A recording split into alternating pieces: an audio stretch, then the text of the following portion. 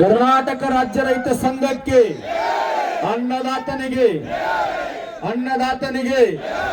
ರೈತ ತಾಯಂದಿರಿಗೆ ಬೆಳಗಾವಿಯಲ್ಲಿ ಚಳಿಗಾಲದ ಅಧಿವೇಶನದ 4ನೇ ದಿನದ ಹಿನ್ನೆಲೆ ರೈತರು ವಿವಿಧ ಬೇಡಿಕೆಗಳ ಈಡೇರಿಕೆಗೆ ಆಗ್ರಹಿಸಿ ಬೃಹತ್ ಪ್ರತಿಭಟನೆ ನಡೆಸಿದರು.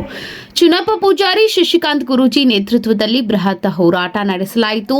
ಅಲರ್ವಾಡ್ ಬೈಪಾಸ್ನಲ್ಲಿ ಕೆಲ ಹೊತ್ತಿನಲ್ಲಿ ಹೋರಾಟ ಆರಂಭ. ರೈತರ ಹೋರಾಟದ ಬಳಿ ಪೊಲೀಸ್ ಬಿಗಿ ಬಂದೋಬಸ್ತ್ ನಿಯೋಜನೆ ಮಾಡಲಾಗಿದೆ.